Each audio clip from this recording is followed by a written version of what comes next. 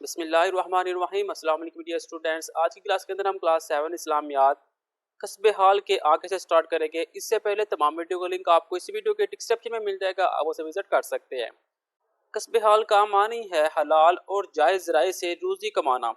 روزی کا اصول ہر انسان کی ضرورت ہے۔ اسلام میں اس ضرورت کو جائز ذرائع سے پورا کرنے کا حکم دیا گیا ہے۔ اسلامی تعلیمات کے مطابق رزق حلال حاصل کرنے کی فکر توکل اور تقوی کے منافی نہیں ہے، بلکہ مسلمانوں کو قصب حال کا حکم دیا گیا تاکہ وہ معاش کی فکر سے آزاد ہو کر اللہ تعالیٰ کی عبادت کر سکے اور کسی کے آگے ہاتھ بھی نہ پھیلانے پڑے۔ قصب حال کی فضیلت: اسلام میں روزی کمانے کا ہر وہ ذریعہ حلال ہے جس کی بنیاد انصاف اور سچائی پر ہو اور اس میں کسی کو نقصان پہنچانا مقصود نہ ہو، جیسے تجارت، ملازمت، کھیتی باڑی، مزدوری اور صنعت کاری وغیرہ۔ البتہ اسلام میں سودی کاروبار، بے حیائی والے ذرائع آمدن، شراب کا کاروبار، بت سازی اور جوئے وغیرہ کی اجازت نہیں ہے۔ دین اسلام نے محنت سے کام کرنے پر بہت زور دیا ہے۔ محنت کرنے اور خود اپنی روزی کمانے والے کو اللہ تعالیٰ محبوب رکھتا ہے۔ اللہ تعالیٰ نے قرآن مجید میں حلال کمانے کا حکم دیا ہے۔ ارشاد باری تعالیٰ ہے، اے ایمان والو، ان پاکیزہ چیزوں میں سے کھاؤ جو ہم نے تمہیں عطا کی ہیں اور اللہ کا شکر ادا کرو اگر تم صرف اسی کی عبادت کرتے ہو۔ حضور خاتم النبیین نے بھی محنت سے روزی کمانے کا حکم دیا اور اسے ایک مسلمان پر فرض قرار دیا تاکہ وہ دوسروں کے آگے ہاتھ نہ پھیلائے۔ آپ خاتم النبیین نے فرمایا، حلال روزی طلب کرنا دوسرے فرائض کے بعد ایک اہم فریضہ ہے۔ نبی کریم خاتم النبیین نے اپنی امت کے لوگوں کے دلوں میں محنت کی عظمت واضح کرتے ہوئے ارشاد فرمایا، کسی شخص نے اس سے بہتر کھانا نہیں کھایا جو اس نے اپنے ہاتھوں سے کمایا ہو۔ نبی کریم خاتم النبیین نے فرمایا کہ جس شخص نے اس حال میں رات گزاری کہ سارے دن کی محنت اور کام کاج کی وجہ سے وہ بری طرح تھک گیا تھا تو وہ رات اس کے لیے مغرب کی رات ہوگی۔ آپ خاتم النبیین نے یہ بھی فرمایا، اللہ تعالیٰ کے نبی حضرت داؤد علیہ السلام اپنے ہاتھ کی محنت سے روزی کماتے تھے۔ عملی مثالیں: محنت کر کے روزی کمانا انبیاء کرام علیہ السلام کی سنت ہے۔ انبیاء کرام علیہ السلام نے مختلف کام کیے۔ حضرت آدم علیہ السلام کھیتی باڑی کرتے تھے، حضرت ادریس علیہ السلام کپڑے سینا جانتے تھے، حضرت نوح علیہ السلام بڑھئی کا کام کرتے تھے، انہوں نے اللہ تعالیٰ کے حکم سے ایک بڑی کشتی بنائی۔ حضرت ہود علیہ السلام تجارت کرتے تھے، حضرت ابراہیم علیہ السلام غلہ بان بھی تھے اور کسان بھی، حضرت یعقوب علیہ السلام، حضرت شعیب علیہ السلام، حضرت موسیٰ علیہ السلام بھی مختلف کام کر کے اپنی روزی کماتے تھے۔ حضرت داؤد علیہ السلام کو لوہے کے کام میں کمال حاصل تھا، وہ تلواریں اور زرے بناتے تھے۔ اللہ تعالیٰ کے آخری رسول خاتم النبیین بھی اپنے ہاتھ سے کام کرنے اور محنت مشقت میں بھی کوئی عیب نہیں سمجھتے تھے۔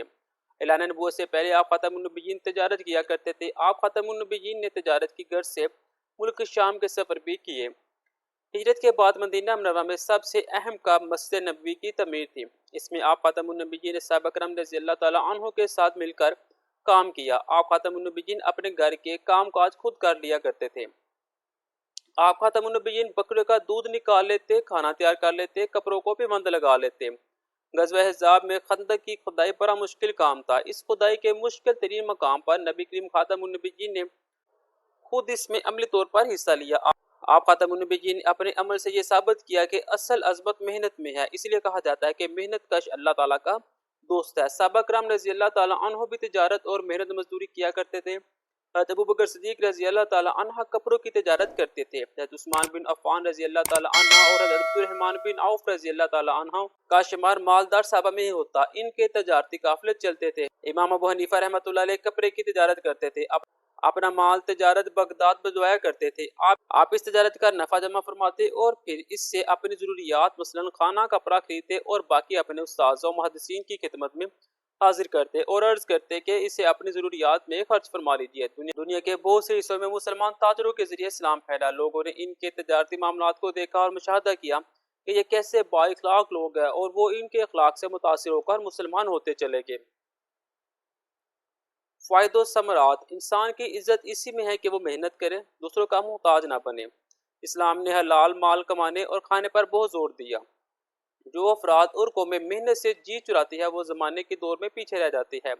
قصب حال سے جو فائدے حاصل ہوتے ہیں ان میں سے چند یہ ہے: حلال کھانے والوں کی دعائیں قبول ہوتی ہے، وہ اپنے لیے اور اپنے خاندان والوں کے لیے ضروریات زندگی کا جائز انتظام کر سکتے ہیں۔ حلال روزی کے لیے محنت سے عزت نفس اور خودداری پروان چڑھتی ہے اور دلی اطمینان نصیب ہوتا ہے۔ خود ہاتھ سے کام کر کے نتیجے میں غرور اور تکبر نہیں رہتا اور انسان میں تواضع پیدا ہوتی ہے۔ हलाल रोजी के लिए मेहनत करने से इंसान तंदुरुस्त रहता है और मुश्किल हालात का सामना करने के लिए तैयार रहता है। हलाल रोजी के लिए मेहनत करने वाला दूसरों की मुहताजी से बच जाता है। हमारा फर्ज है कि हम मेहनत को और किसी पेशे को हकीर ना समझें, बल्कि मेहनत को अपना शार समझें। मजदूर मेहनत कश और कारीगरी का एहतराम करे, इनकी दिल शिकनी और दिल आजारी से गुरेज करे, इनके काम को आसान और काम की जगह को आरामदाह बनाए। नेक्स्ट मेरे पास मशक है। मशक के अंदर पहला क्वेश्चन है, इस्लामी शरीयत की रोशनी में हलाल रोजी कमाना मुस्तहब है। हजरत हूद अलैहिस्सलाम का पेशा था तिजारत। हलाल रोजी कमाने वाला बच जाता है लोगों की मोहताजी से। हिजरत मदीना के बाद सबसे अहम काम था मस्जिद नबवी की तमीर का। मेहनत कश दोस्त है अल्लाह ताला का। नेक्स्ट मेरे पास मुख्तसर जवाबात दीजिए। पहला क्वेश्चन है, कस्बे हलाल से क्या मुराद है। कस्बे हाल का मैनी है हलाल और जायज़ राय से रोज़ी कमाना। रोज़ी का असूल हर इंसान की ज़रूरत है। इस्लाम में इस ज़रूरत को जायज़ राय से पूरा करने का हुक्म दिया है। इस्लामी तालीमात के मुताबिक रिज़्क़ के हलाल हासिल करने की फ़िक्र तवक्कुल और तकवा के मुनाफी नहीं है, बल्कि मुसलमानों को कस्बे हलाल का हुक्म दिया गया है ताकि वो माश की फ़िक्र से आज़ाद होकर अल्लाह ताला की इबादत कर सके और किसी के आगे हाथ भी ना फैलाने पड़े। सेकंड क्वेश्चन है, कस्बे हाल के बारे में एक आयत कुरानी का तर्जमा और थर्ड में कहा जा रहा है हदीस मुबारक का तर्जमा। क्वेश्चन नंबर 2 का आंसर है, ए ईमान वालों, इन पाकीज़ा चीज़ों में सिखाओ जो हमने तुम्हें अता की है और अल्लाह का शुक्र अदा करो अगर तुम सिर्फ इसी की इबादत करते हो। ये मेरे पास वो आयत का तर्जमा आ जाता है। नेक्स्ट मेरे पास हदीस का तर्जमा है, नबी करीम खातमुन नबीयीन ने अपनी उम्मत के लोगों के दिलों में मेहनत की अजमत वाज़ह करते हुए इरशाद फरमाया, किसी शख्स ने इससे बेहतर खाना नहीं खाया जो इसने अपने हाथों से कमाया हो।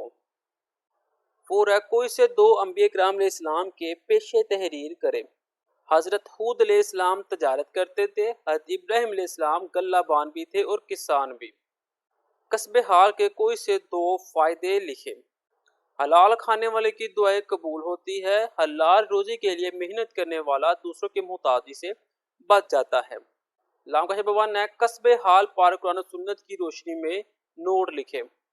लाम क्वेश्चन आपका स्टार्ट होगा, कस्बे हाल का मैनी है से, और ये मेरे पास चलता जाएगा जिसके अंदर हमारे पास एक आयत का तर्जमा और एक मेरे पास हदीस का तर्जमा आ जाएगा। यहाँ तक मेरा लॉन्ग क्वेश्चन नंबर 1 जो है वो कंप्लीट हो जाएगा। लॉन्ग क्वेश्चन नंबर 2 है, कस्बे हाल के बारे में मशीरे सलाम के अमल पर रोशनी डाले। लॉन्ग क्वेश्चन नंबर 2 स्टार्ट होगा, मेहनत करके रोजी कमाना अम्बिया किराम अलैहिस्सलाम की सुन्नत है। स्टार्ट होगा जिसके अंदर मुख्तलिफ अम्बिया किराम अलैहिस्सलाम के काम के बारे में बताया गया है। उसके बाद अल्लाह ताला के आखिरी रसूल के बारे में बताया गया है और हिजरत नबवी पर आपने थोड़ा सा बताना है। और यहाँ तक मेरा जो लॉन्ग क्वेश्चन नंबर 2 है वो कंप्लीट हो जाएगा। तो ये था मेरे पास कस्बे हलाल।